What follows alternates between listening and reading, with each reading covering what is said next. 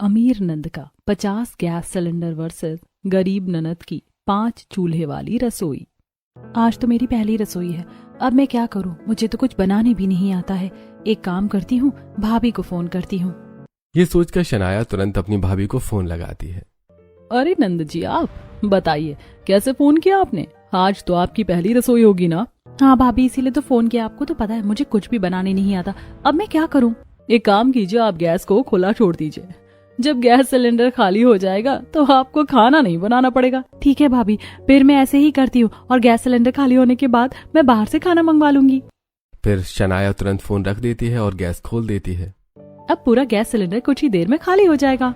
फिर Shanaya gas cylinder खाली होने का इंतजार करने लगती है। वहीं दूसरी तरफ आज तो मेरी पहली रसोई है। भाभी ने मुझे एक से बढ़कर एक पकवान बनाना सिखाया है। आज तो मैं सबको खाना बनाकर खुश कर दूंगी। ये सोचकर राधिका तुरंत एक एक करके सभी के लिए तरह तरह के पकवान बनाती है। बहू, तूने खाना तो अच्छा बनाया है, लेकिन आइंदा से इतना सारा खाना, वो भी अलग अलग मत बनाना, क्योंकि तुझे तो पता ही है गैस सिलेंडर का दाम बढ़ गया है और हो सकता है कि सप्लाई भी बंद हो जाए। अरे हाँ, मैं तो भूल ही गया। राधिका, अगली बार से इतना खाना मत बनाना। जी ठीक है, मैं आइंदा से ध्यान रखूंगी। फिर राधिका सभी को खाना खिलाती है और इस तरह उसकी पहली रसोई की रस्म पूरी होती है। वहीं दूसरी तरफ अरे ये क्या बहू, इतनी देर हो गई, तूने अभी तक अपनी पहली रसोई की रस्म शुरू भी नहीं की? अरे माँ जी, मैं क्या करूँ, गैस ही खत्म हो गया, वरना मैं कब का खाना बना लेती। अरे इतनी जल्दी गैस कैसे खत्म हो गया? अभी 1 हफ्ते पहले ही तो लगाया था। अब माँ जी, मैं झूठ थोड़ी ना बोल रही हूँ, खुद ही देख लीजिए। नहीं नहीं, उसकी जरूरत नहीं है, लेकिन अब क्या होगा? पहली रसोई कैसे होगी? सब क्या खाएंगे? क्यों ना हम लोग बाहर से खाना मंगवा ले। तभी वहाँ डंडा लेकर प्रभावती देवी आती हैं। हमारे घर में बाहर से खाना नहीं आएगा, और फिर गैस सिलेंडर खत्म हो गया है तो क्या हो गया? घर में पुराना चूल्हा तो रखा है। क्या मतलब? चलो मेरे साथ। प्रभावती देवी शनाया घर के पीछे गार्डन में ले जाती हैं, जहाँ काफी सालों पुराना चूल्हा रखा हुआ था। आज तुम अपनी पहली रसोई इस चूल्हे पर करोगी। क्या? लेकिन प्रभावती देवी शनाया की बात नहीं सुनती हैं और वहां से चली जाती हैं और शनाया थक हार कर चूल्हे पर खाना बनाना शुरू करती है। हे भगवान, मेरी जाल तो मुझ पर ही उल्टी पड़ गई। कहाँ मैं अच्छा खासा गैस पर खाना बना लेती और अब इस चूल्हे पर बनाना पड़ रहा है। ऊपर से ये लकड़ियाँ भी नहीं जल रही। शनाया खांसते खांसते चूल्हे पर खाना बनाती है और घंटों बाद पसीने से लथपथ होकर सभी को खाना खिलाती है। फिर डाइनिंग टेबल साफ करते वक्त हे भगवान, एक दिन चूल्हे पर बनाकर तो मेरी हालत पंचर हो गई है। अगर सच में गैस सिलेंडर की सप्लाई बंद हो गई तो मेरा क्या होगा? ये सोचते सोचते शनाया पूरे घर का काम करती है। अब इसी तरह 2-3 दिन बीतते हैं। दोनों नंद अपने अपने ससुराल की जिम्मेदारियां संभाल लेती हैं। फिर एक दिन, राजवीर, गैस सिलेंडर खत्म होने वाला है, गैस बुक कर दे। भैया, मेरी ट्यूशन की फीस भी भरनी है, 1,500 रुपए दे दीजिएगा। अरे बेटा, मेरी दवाइयाँ खत्म हो गई हैं, उसके पैसे भी दे देना। ठीक है, मैं कुछ करता हूँ। इतना कहकर राजवीर गैस सिलेंडर ऑर्डर करके काम पर चला जाता है। राजवीर जी, इतने खर्चे एक साथ कैसे उठाएंगे? मैं पैसे तो नहीं कमा सकती, लेकिन घर खर्च तो कम कर सकती हूँ। मुझे कुछ करना ही होगा। ये सोचकर राधिका अपने काम पर लग जाती है। वहीं दूसरी तरफ अमीर होने का यही फायदा है, 10 दुकानों में नहीं घूमना पड़ता। चलो अब घर चलती हूँ, शॉपिंग तो हो गई। ओह माय गॉड, मेरा फोन तो स्विच ऑफ हो गया। अब मैं क्या करूँ? कहीं मैं रास्ता तो नहीं भटक जाऊंगी? शनाया घबराते हुए आगे बढ़ती है और गलती से एक दूसरी गली में मुड़ जाती है। अरे ये कौन सी गली है? मैंने तो इसे पहले कभी नहीं देखा। कहीं मैं सच में रास्ता तो नहीं भटक गई? अब क्या करूं? तभी शनाया की नजर आसपास में बात कर रहे लोगों पर पड़ती है। एक काम करती हूँ, उनसे जाकर जीटी रोड का रास्ता पूछ लेती हूँ। ये सोचकर सुनसान गली के चौराहे पर खड़े उन दोनों के जरा सा नजदीक आती है। अरे हाँ हाँ बिल्कुल, वो सारे गैस सिलेंडर हमें जल्द से जल्द सप्लाई करना होगा। लेकिन कैसे? जो भी ज्यादा पैसे दे उसे ही दे देंगे। लेकिन इतने सारे सिलेंडर लेगा कौन? वो भी 50 गैस सिलेंडर। दोनों की ये बातें सारी पीछे खड़ी शनाया सुन रही होती है।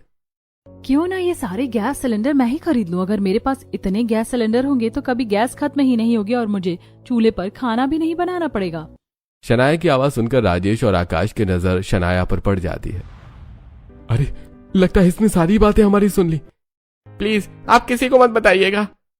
नहीं नहीं, मैं किसी को नहीं बताऊंगी, बस एक शर्त है।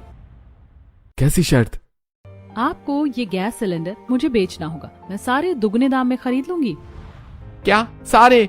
हमारे पास पूरे 50 गैस सिलेंडर है, आप सारे ले लीजिएगा। हाँ हाँ बिल्कुल, मैं सारे खरीद लूंगी। ठीक है, लेकिन इस बारे में आप किसी को बताइएगा मत। मेरा दिमाग थोड़ी खराब है जो मैं किसी को बता दूंगी, आखिरकार ये ब्लैक मार्केटिंग है।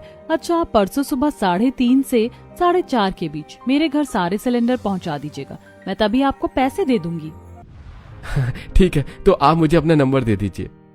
फिर शनाया राजेश को अपना नंबर दे देती है और फिर वहां से चली जाती है। आज तो बहुत बड़ी लॉटरी लग गई। मैंने तो सोचा था एक एक सिलेंडर अलग अलग जगह भेजना पड़ेगा। लेकिन कहीं ऐसा तो नहीं है कि वो हमें फंसा रही हो? कहीं पुलिस का चक्कर तो नहीं है? अरे नहीं नहीं, इतनी मासूम औरत हमें क्यों फंसाएगी। कल जाएंगे, सिलेंडर देंगे और ढेर सारे पैसे लेकर आ जाएंगे। ये सोचकर दोनों अपने गोदाम में चले जाते हैं जहां उन्होंने सारे सिलेंडर छुपा कर रखे थे। वहीं दूसरी तरफ शनाया घर पहुंचती है। ला ला ला ला ला ला ला ला ला। अरे बहू, क्या हुआ? तू इतनी ज्यादा खुश क्यों है? कुछ नहीं माँ जी, बस समझ लीजिए गैस सिलेंडर की प्रॉब्लम खत्म हो गई। कैसे खत्म हो सकती है? अभी तो देश में युद्ध चल रहा है, ऊपर से गैस की सप्लाई कम हो रही है। अरे माँ जी, हम लोग इतने अमीर हैं, इसका कोई तो फायदा होना चाहिए ना। इतना कहकर शनाया मुस्कुराते हुए अपने कमरे में चली जाती है। पता नहीं क्या चल रहा है अब इसके दिमाग में। खैर छोड़ो, मुझे क्या। ये सोचकर मीनाक्षी अपने कमरे में चली जाती है। वहीं दूसरी तरफ अगर इस तरह हर महीने 2-2 हजार रुपए गैस सिलेंडर में ही चले जाएंगे तो ना जाने घर खर्च कैसे चलेगा। मुझे गैस सिलेंडर के पैसे बचाने ही होंगे। एक काम करती हूँ, मैं चूल्हे पर खाना बनाती हूँ। वैसे भी भाभी ने तो मुझे सिखाया ही है। ये सोचकर राधिका तुरंत उठती है और बाहर जाने लगती है। अरे भाभी, कहाँ जा रही हैं आप? कहीं नहीं, बस अभी आती हूँ। इतना कहकर राधिका वहां से चली जाती है। ढेर सारे मिट्टी लेकर आती है और तुरंत किचन में जाकर चूल्हा बनाने लगती है। चलो ये तो हो गया, अब बस मिट्टी का स्ट्रक्चर तैयार करना है। राधिका धीरे धीरे मिट्टी का चूल्हा बना रही थी, तभी वहां शर्मिला आती है। अरे बहू, ये क्या कर रही है तू? मिट्टी का चूल्हा क्यों बना रही है? राजवीर ने जो गैस सिलेंडर ऑर्डर किया था वो तो आ गया है। मम्मी जी, वो गैस सिलेंडर मैं इमरजेंसी के लिए रहने दूंगी। क्या मतलब है तेरा? मम्मी जी, मुझे भाभी ने सिखाया है कि अगर घर में पैसों की तंगी हो तो हम औरतों को पैसे बचाने चाहिए। अगर रोज गैस पर खाना बनाऊंगी तो हर महीने 2,000 रुपए लगेंगे, लेकिन अगर चूल्हे पर खाना बनाऊंगी तो वो पैसे बच जाएंगे। उन्हीं पैसों से बाबूजी की दवाइयाँ और रानी की ट्यूशन फीस भर जाएगी। बहू, अभी तुझे इस घर में आए 7 दिन भी नहीं हुए और तूने घर की सारी जिम्मेदारियां समझ ली। सच में तेरी भाभी ने तुझे माँ जैसी सीख दी है। इतना कहकर शर्मिला वहां से चली जाती है और राधिका फिर से मिट्टी का चूल्हा बनाने लगती है। सच में भाभी ने मुझे बिल्कुल माँ जैसा प्यार और सीख दी है। उन्हीं की वजह से तो मैं इस घर की जिम्मेदारियां समझ पा रही हूँ। इस तरह राधिका चूल्हा बनाकर तैयार करती है और फिर रात को चूल्हा बनकर तैयार हो गया है। अब मैं इस पर ही खाना बनाऊंगी। थोड़ा मुश्किल होगा, लेकिन कोई बात नहीं। अब शादी की है तो जिम्मेदारियां भी तो उठानी पड़ेंगी। ये सोचकर राधिका चूल्हे पर ही खाना बनाकर सभी को खिलाती है और फिर रात होते ही सभी सो जाते हैं। वहीं दूसरी तरफ अब मैं क्या करूं? 50 गैस सिलेंडर तो मैंने मंगवा लिए, लेकिन कल उन्हें दुगने पैसे कहाँ से दूंगी? इतने सारे पैसे एक साथ कहाँ से आएंगे?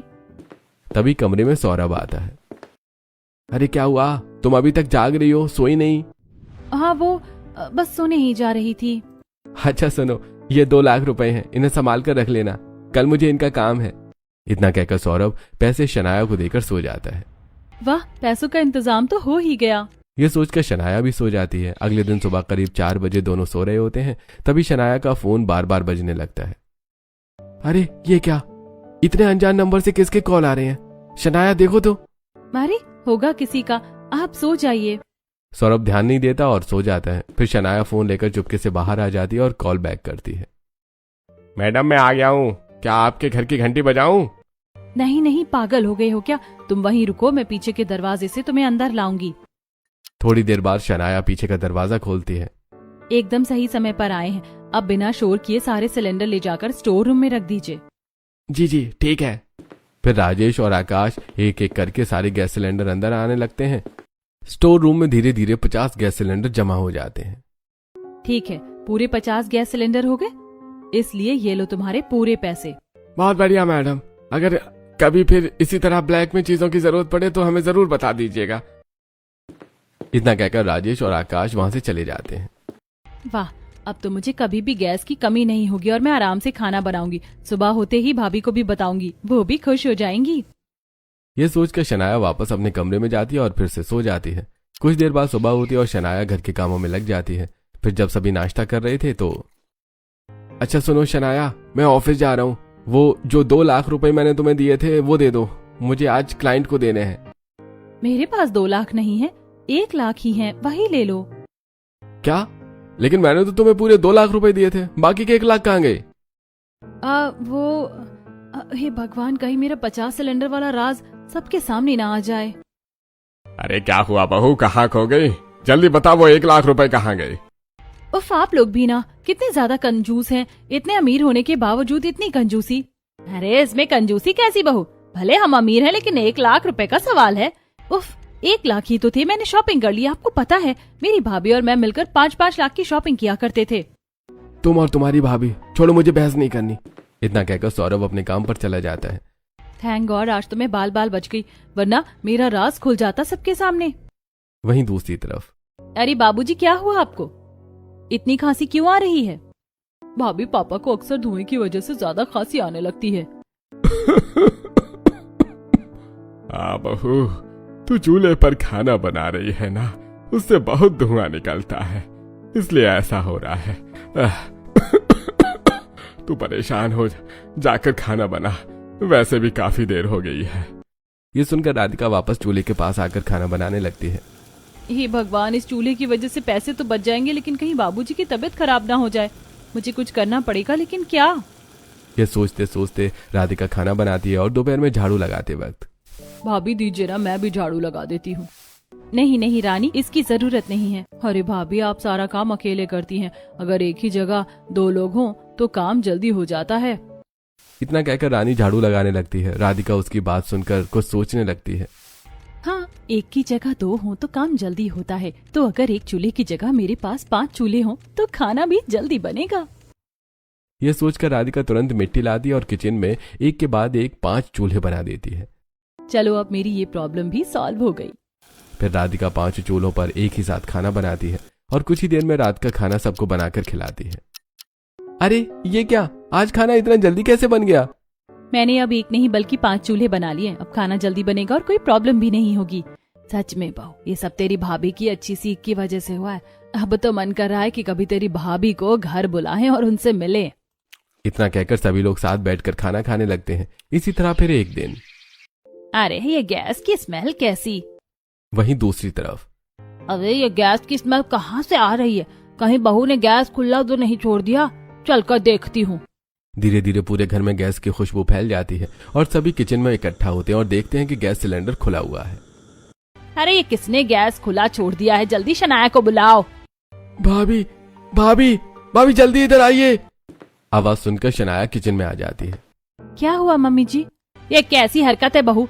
गैस खुला छोड़ दिया? तुम्हें पता भी है आजकल गैस कितना महंगा मिल रहा है? अगर एक बार गैस खत्म हो गया ना तो चूल्हे पर खाना बनाना पड़ेगा। नहीं मम्मी जी, वो दिन कभी नहीं आने वाला। मुझे सामने वाली पड़ोसन की तरह 5 चूल्हों पर खाना नहीं बनाना पड़ेगा, क्योंकि मेरे पास 50 गैस सिलेंडर हैं। 50 गैस सिलेंडर? क्या मतलब है भाभी आपका? अरे मेरा मतलब था कि हम लोग इतने अमीर हैं कि गैस सिलेंडर खरीद सकते हैं, चाहे वो 50 लाख का ही क्यों ना हो। बहू तू पागल हो गई है क्या? अमीर है इसका मतलब ये नहीं कि गैस वेस्ट करें। वैसे भी सुना है कि गैस की सप्लाई बंद होने वाली है। अगली बार से ऐसी गलती मत करना। जी मम्मी जी, अब से ध्यान रखूंगी। इतना कहकर शनाया चुपचाप वहाँ से चली जाती है। फिर इसी तरह एक दिन, ये क्या बहू, सब्जी में तो नमक ज्यादा हो गया है। अरे हाँ, अब मैं क्या करूं? राधिका सोच में पड़ जाती है कि अब वो क्या करेगी। तभी उसे भाभी की सिखाई तरकीब याद आती है। ओ शिट, मेरी वजह से तो सब्जी में नमक ज्यादा हो गया। कोई बात नहीं नंद जी, ऐसी गलतियां तो हो ही जाती है शुरुआत में, लेकिन घबराने की बात नहीं है। सब्जी में टमाटर काट कर डालने से नमक मैनेज हो जाएगा। इतना क्या करने की सब्जी में टमाटर काट कर डालती है और फिर राधिका सब्जी टेस्ट करती है। अरे हाँ भाभी, ये तो नमक ठीक हो गया। अब से मैं यही तरीका इस्तेमाल करूंगी। मैं ऐसे कैसे भूल सकती थी? अब मैं भाभी की यही तरकीब का इस्तेमाल करूंगी। ये सोचकर राधिका तुरंत टमाटर काटकर सब्जी में डालती है और फिर अपनी सास को चखने के लिए देती है। वाह बहू, नमक तो बिल्कुल परफेक्ट हो गया है। ये तरीका तो मुझे भी पता था, लेकिन मैं चेक कर रही थी कि तेरी भाभी ने तुझे क्या क्या सिखाया है। सच में अब तो तेरी भाभी से मिलना पड़ेगा।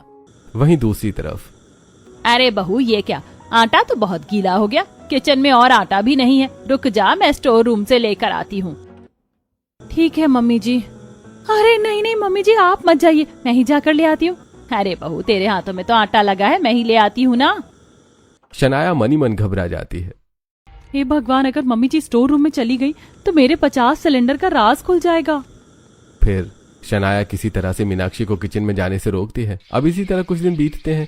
एक तरफ गरीब नंद जो 5 चूल्हे पर खाना बनाकर सभी को खिलाती, वहीं दूसरी तरफ अमीर नंद जो 50 गैस सिलेंडर रख रसोई में गैस वेस्ट करती है। फिर एक दिन, अरे नंद जी, आप अपने ससुराल में खुश है ना?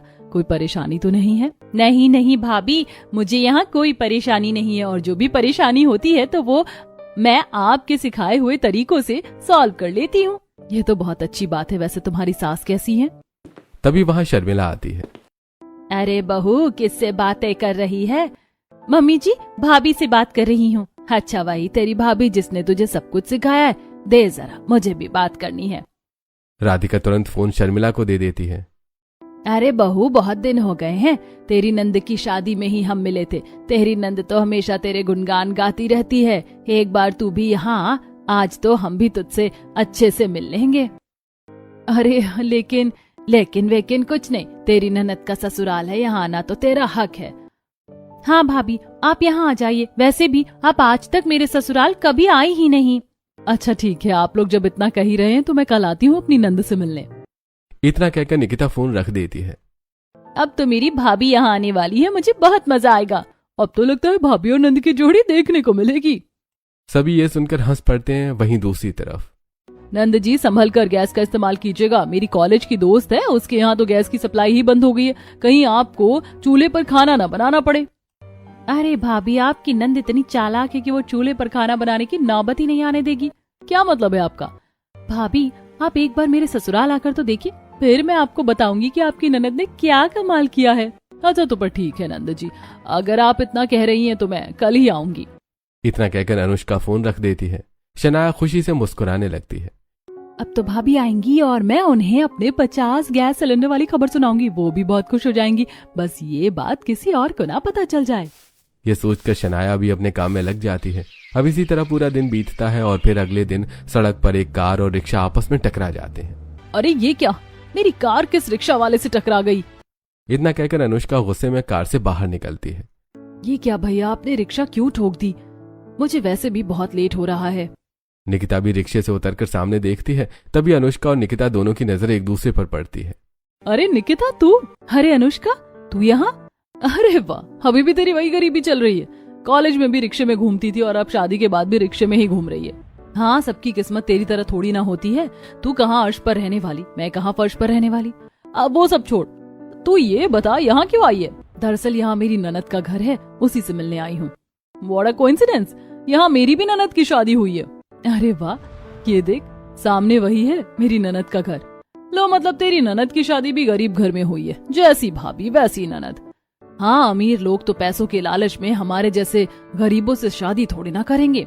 ऐसा कुछ भी नहीं है। वैसे चल, मैं जा रही हूँ अपनी नंद के घर, तू भी जा अपनी गरीब नंद के ससुराल। इतना कहकर अनुष्का अपनी अमीर नंद के घर चली जाती है और वहीं निकिता भी अपनी गरीब नंद के घर पहुंचती है। भाभी देखिए, आपकी भाभी आ गई। ये सुनते ही राधिका तुरंत बाहर आती है और निकिता को देखकर खुशी से उसके गले लग जाती है। वाह भाभी, आप आ गई। इतने दिनों बाद आपको देखकर तो दिल खुश हो गया। अरे मिलन बाद में करना, पहले बहू अपनी भाभी को घर के अंदर तो लाओ। राधिका मुस्कुराते हुए अपनी भाभी को घर के अंदर ले जाती है और उन्हें बैठने के लिए कहती है। भाभी आप बैठिए, मैं अभी आपके लिए कुछ बना कर लाती हूँ। इतना कहकर राधिका रसोई में जाती है और अपने बनाए हुए 5 चूल्हे पर खाना बनाने लगती है। सच में बहू, हमारी राधिका बहुत नसीब वाली है जो उसे तेरे जैसी भाभी मिली है। दिन भर तेरी ही तारीफ करती रहती है। अरे ऐसी कोई बात नहीं है, बल्कि मैं खुद को नसीब वाली मानती हूँ कि मुझे इतनी प्यारी ननद मिली है। इतना कहकर निकिता उठती है। वो अभी तक आई नहीं, मैं जाकर देखती हूँ। निकिता रसोई में जाती है और वहाँ का नजारा देखकर हैरान रह जाती है। अरे राधिका, तुम यहाँ 5 चूल्हों पर खाना बना रही हो, गैस सिलेंडर नहीं है क्या? नहीं भाभी, गैस है, लेकिन उसे इमरजेंसी के लिए रखा है। मैं 5 चूल्हों पर खाना बनाती हूँ ताकि खाना जल्दी बन जाए और ज्यादा धुआं भी ना हो। सच में? इतना अच्छा दिमाग तो मैंने भी कभी नहीं लगाया। अरे भाभी, ये सब आपकी ही सीख है। इतना कहकर राधिका 5 चूल्हे पर खाना बनाने में लग जाती है। वहीं दूसरी तरफ, वाह भाभी, आप आ गई। आइए मैं आपको कुछ दिखाती हूँ। शनाया अनुष्का का हाथ पकड़कर उन्हें अंदर ले जाने लगती है। अरे अरे, ये क्या अपनी भाभी को आते ही कहाँ ले जा रही है? पहले उन्हें बैठने तो दे और जाकर कुछ खाने के लिए लेकर आ। हाँ हाँ मम्मी जी, मैं अभी इनके लिए कुछ बना कर लाती हूँ। शनाया किचन में जाती है और गैस पर चाय बनाने लगती है। थोड़ी देर बाद अनुष्का भी किचन में आ जाती है। अरे शनाया, तुम क्या कर रही हो? गैस खुला छोड़कर बर्तन धो रही हो? अरे भाभी, डर कैसा, जब मेरे पास पूरे 50 गैस सिलेंडर हैं। क्या मतलब? शनाया मुस्कुराती हुए अनुष्का को स्टोर रूम में ले जाती है। स्टोर रूम में 50 गैस सिलेंडर रखे हुए होते हैं। देखिए भाभी, आपकी अमीर नंद के पूरे 50 गैस सिलेंडर वाली रसोई। मुझे तो विश्वास ही नहीं हो रहा, इतने सारे गैस सिलेंडर। भाभी, मैंने ये इसीलिए लिए ताकि फिर कभी मुझे चूल्हे पर खाना ना बनाना पड़े। बिल्कुल सही किया, बल्कि तुम्हें तो 100 सिलेंडर लेने चाहिए थे। तभी बाहर मीनाक्षी दोनों को ढूंढते हुए आती है। अरे ये बहू और उसकी भाभी कहाँ चली गई? किचन में भी नहीं है। मीनाक्षी स्टोर रूम के पास पहुंच जाती है और अंदर जाने ही वाली होती है कि तभी अरे मम्मी जी, आप यहाँ क्यों आ रही थी? मैं तो बस स्टोर रूम से चाय पत्ती लेने आई थी। वहाँ बहुत चूहे हैं, आप मत जाइए। इतना कहकर शनाया मीनाक्षी को लेकर रसोई की तरफ चली जाती है। और फिर दोपहर में, अरे बहू, ये क्या, आटा तो बहुत गीला हो गया किचन में और आटा भी नहीं है। रुक जा, मैं स्टोर रूम से लेकर आती हूँ। ठीक है मम्मी जी। तभी शनाया अचानक घबरा जाती है। अरे नहीं नहीं मम्मी जी, आप मत जाइए, मैं ही जाकर लेकर आती हूँ। अरे बहू, तेरे हाथों में तो आटा लगा, मैं ही ले आती हूँ। शनाया मन ही मन घबराती है। हे भगवान, अगर मम्मी जी स्टोर रूम में चली गई तो मेरे 50 गैस सिलेंडर का राज खुल जाएगा। नहीं मम्मी जी, आप मत जाइए, मैं अभी लेकर आती हूँ। इतना कहकर शनाया तुरंत स्टोर रूम में जाती है, आटा लेकर आती है और राहत की सांस लेकर फिर से खाना बनाने लगती है। और अभी दोनों भाभियों की विदाई करवा देती है। फिर शाम को किट्टी में पड़ोसन के। अरे बहन, क्या होगा इस किटी पार्टी का? घर में तो गैस ही नहीं बची है। हाँ बहन, मेरे घर में भी गैस सिलेंडर खत्म होने वाला। मेरी बहू तो इलेक्ट्रिक गैस लाने की बात कर रही है। अरे मेरी बहू तो कह रही थी कि अब चूल्हे पर खाना बनाना पड़ेगा। वैसे आप बड़ी चुप है, क्या बात है? अरे कहीं आपने ब्लैक में 50 गैस सिलेंडर तो नहीं खरीद कर रख लिया? आजकल ये न्यूज बड़ी चल रही है। नहीं नहीं, ऐसी बात नहीं है। वो अभी हमारा गैस खत्म नहीं हुआ है तो बस इसीलिए। क्या ये सब छोड़िए ना, चलिए पार्टी करते हैं। मीनाक्षी बात को घुमा देती है और फिर सभी अच्छी तरह से किटी पार्टी एंजॉय करते हैं। और रात होते होते मीनाक्षी अपने घर लौटती है। फिर अगले दिन, हाँ, अभी गैस सिलेंडर की कोई जरूरत नहीं है। मेरे पास तो भी पूरे 50 गैस सिलेंडर वैसे ही रखे हुए। ठीक है मैडम, लेकिन अगर आपको लगे कि और सिलेंडर चाहिए तो मुझे जरूर बताइएगा, मेरे पास इंतजाम है। अरे राजेश जी, जरूरत पड़ी तो सबसे पहले आपको ही फोन करूंगी। आखिर भरोसा भी तो आप पर ही है। बिल्कुल मैडम, आपका काम हो जाएगा। अच्छा ठीक है, मैं बाद में बात करती हूँ। शनाया फोन काट देती है। तभी नीचे खड़ी पड़ोसन ये सारी बातें सुन लेती है। क्या 50 गैस सिलेंडर? मतलब ये अमीर ननद तो बड़ी चालाक निकली, इतने सिलेंडर छुपा कर रखे। पड़ोसन हैरानी से ऊपर बालकनी की तरफ देखने लगती है और तुरंत मोहल्ले की औरतों को इकट्ठा करके उन्हें सारी बातें बताती है। क्या 50 गैस सिलेंडर? हमारे यहाँ तो एक सिलेंडर भी नहीं है। ये तो गलत बात है, क्यों ना पुलिस में शिकायत कर दे। अरे रहने दो, जो गलत करेगा वो खुद ही फंसेगा। तभी मीनाक्षी सब्जियां लेकर घर लौट रही थी कि तभी, अरे आप सब यहाँ धूप में क्यों खड़ी हैं? आपको खाना नहीं बनाना क्या? बनाना तो है, लेकिन अब सारे गैस सिलेंडर आप अपने घर में छुपा कर रख लेंगी तो हम क्या करेंगे? क्या मतलब? पड़ोसन मीनाक्षी को उसके घर के अंदर ले जाती है और शनाया के सामने सारा राज खोलती है। देखिए अपनी बहू को, पूरे 50 गैस सिलेंडर छुपा कर रखे हैं। ये सुनकर सब औरतें शोर मचाने लगती हैं। हाँ रखे हैं मैंने 50 गैस सिलेंडर, मैं अमीर हूँ, खरीद कर रख सकती हूँ। आप लोगों को भी रखना है तो रख लीजिए, मेरे पीछे क्यों पड़ी हैं? फिर शनाया गुस्से से वहां से चली जाती है। कैसी लालची बहू मिली है, जिस दिन कानून के चक्कर में फंसेगी ना तब समझ आएगा। सभी बड़बड़ाते हुए वहां से चले जाते हैं। वहीं मीनाक्षी, अच्छा, तो जब इसकी भाभी आई थी तब दोनों इसी बात की चर्चा कर रही थी। एक तरफ वो गरीब ननद है जिसकी भाभी कितनी समझदार है, और एक मेरी बहू है जिसकी भाभी पता नहीं क्या क्या सिखाती रहती है। इसके बाद मीनाक्षी अपनी बहू को समझने की कोशिश करती है, लेकिन चेन्नई सिर्फ अपनी भाभी की बात सुनती है। वहीं दूसरी तरफ, चूल्हे का धुआं तो मेरी आंखों को खराब कर देगा। लगता है चूल्हे की धुएं की वजह से नंद जी पढ़ाई नहीं कर पा रही हैं। काम करती हूँ, मैं चूल्हा घर से बाहर रखकर खाना बनाती हूँ। इतना कहकर राधिका अपना 5 चूल्हों घर के बाहर रखती है और 5 जुलाई को रसोई शुरू कर देती है कि तभी, अरे देखो देखो, कोई अभी भी 5 चूल्हों की रसोई चला रहा है, वो भी इतनी गर्मी में। हाँ भले गर्मी में खाना बना रही हूँ, लेकिन किसी का हक मारकर घर में 50 गैस सिलेंडर तो नहीं छुपा रही। मैंने किसी का हक नहीं मारा, अपने पैसों से खरीदा है। भली पैसों से खरीदा हो, पर 50 सिलेंडर रखना भी तो गलत है। मेरी मर्जी में अमीर हूँ, तुझे जलन हो रही है। इतना कहकर शनाया गुस्से में वहां से चली जाती है और फिर शाम को। सच सच बता, ये 50 गैस सिलेंडर कहाँ सप्लाई किए हैं? अरे साहब मत मारिए, हम बता देंगे। अरे साहब, वो सारे सिलेंडर हमने एक मैडम के घर भेजे थे। फिर रात के करीब 2 बजे पुलिस की गाड़ी शनाया के घर के बाहर आकर रुकती है। दरवाजे की घंटी बजती है और घर के सभी लोग हॉल में इकट्ठा हो जाते हैं। इतनी रात को पुलिस, क्या बात है? हमें सूचना मिली है कि इस घर में 50 गैस सिलेंडर छुपा कर रखे गए हैं, हमें तलाशी लेनी है।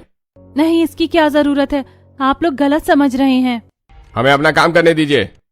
पुलिस घर की तलाशी लेने लगती है और स्टोर रूम का दरवाजा खोलती है। अंदर पूरे 50 गैस सिलेंडर देखकर सब हैरान रह जाते हैं। इतनी भोली सूरत और इतनी बड़ी ब्लैक मार्केटिंग, अब तुम्हें जेल की रोटी खानी पड़ेगी। पुलिस शनाया को हथकड़ी पहनाकर बाहर ले जाने लगती है। मुझे माफ कर दीजिए, मैं गलती कर बैठी। पुलिस उसे गाड़ी में बिठा देती है। आवाजें सुनकर रात के 2 बजे मोहल्ले के लोग भी बाहर निकल आते हैं। लो, जैसी करनी वैसी भरनी। 50 गैस सिलेंडर छुपा कर रखे थे, अब जेल की रोटी खाओ। पुलिस की गाड़ी शनाया को लेकर वहां से चली जाती है। फिर अगली सुबह जो कुछ भी हुआ उससे हमारी बहुत बदनामी हो गई, अब लोगों को क्या जवाब देंगे? ये सुनकर सौरभ पुलिस स्टेशन जाकर शनाया की बेल करवाता है। बेल तो करवा ली आपने, लेकिन याद रखिए इतने गैस सिलेंडर छुपा कर रखने की सजा तो मिलेगी ही। 2 महीने तक आपके घर गैस सिलेंडर की सप्लाई बंद रहेगी। ये सुनते ही सब लोग हैरान रह जाते हैं और फिर पेपर साइन करके सौरभ और शनाया घर लौटते हैं। तेरी वजह से हमारी नाक कट गई, अब मोहल्ले में हम किसी को मुंह कैसे दिखाएंगे? और अब 2 महीने तक गैस की सप्लाई भी बंद रहेगी, अब खाना कैसे बनेगा? मुझे माफ कर दो, मुझसे बहुत बड़ी गलती हो गई, कभी ऐसा नहीं करूंगी, मुझे माफ कर दीजिए। कोई भी शनाया को माफ नहीं करता और एक एक करके सभी अपने कमरे में चले जाते हैं। फिर रात को बाहर से खाना मंगवाया जाता है। ये लीजिए भैया आप अपने पैसे। डिलीवरी बॉय से खाना ले रही थी, जो कुछ औरतें देखती हैं। अरे देखो देखो, आज बाहर से खाना मंगाया जा रहा है, अब मंगवाना ही पड़ेगा। जब घर में एक भी सिलेंडर नहीं होगा तो खाना कैसे बनेगा? अरे पहले तो इनके घर में 50-50 सिलेंडर हुआ करते थे और अब रसोई में एक भी नहीं। सब औरतें ताने मारते हुए वहां से चली जाती हैं। शनाया चुपचाप खाना लेकर अंदर चली जाती है। ये सब सामने वाले घर से राधिका भी देख लेती है। सच में मेरी भाभी कितनी अच्छी है, उन्होंने मुझे कभी गलत चीजें नहीं सिखाई, वरना आज मेरी हालत भी ऐसी ही होती। 2-3 दिन बीतते हैं। घर में रोज बाहर का खाना आने से सब लोग परेशान हो जाते हैं। बस बहुत हो गया, मैं रोज रोज बाहर का खाना नहीं खा सकती। हमें नहीं पता तुम क्या करो, लेकिन अब घर में खाना बनना चाहिए। कहीं से भी सिलेंडर लाओ या जो करना है करो। सबकी बातें सुनकर शनाया बहुत परेशान हो जाती है और मंदिर चली जाती है। मंदिर में हाथ जोड़कर वो भगवान से प्रार्थना करती है। हे भगवान, मेरी गलती की सजा मुझे मिल गई, अब आप ही मुझे रास्ता दिखाइए। पहले मेरे पास 50 सिलेंडर थे और आज एक भी नहीं है। तभी वहां राधिका आ जाती है। आप परेशान मत होइए, मैं आपकी मदद कर सकती हूँ। तुम मेरी मदद क्यों करोगी? मैं तो तुम्हें हमेशा ताने देती थी। पड़ोसी ही तो पड़ोसी के काम आता है, मैं आपको ऐसे परेशान नहीं देख सकती। लेकिन तुम मेरी मदद कैसे करोगी? मैं आपके लिए चूल्हा बना दूंगी। नहीं, मैं चूल्हे पर खाना नहीं बना पाऊंगी, मुझे आदत नहीं है। कोई बात नहीं, मैं आपके लिए 5 चूल्हों वाला चूल्हा बना देती हूँ। राधिका शनाया के घर जाकर उसके लिए 5 चूल्हों वाला चूल्हा बना देती है, जिसे देखकर शनाया भावुक हो जाती है। सच में उस दिन तुम्हारे 5 चूल्हों वाली रसोई का मजाक उड़ा रही थी और आज वही मेरे काम आ रही है। इसीलिए कभी अमीरी गरीबी पर घमंड नहीं करना चाहिए। समय कब बदल जाए किसी का भरोसा नहीं। इतना कहकर राधिका वहां से चली जाती है और शनाया मन ही मन फैसला करती है, अब मैं कभी गलत काम नहीं करूंगी और दूसरों को भी अच्छी सीख देने की कोशिश करूंगी। फिर गरीब नंद अमीर नंद को 5 चूल्हे पर खाना बनाना सिखाती है और इस तरह अमीर गरीब नंदों की कहानी खत्म होती है।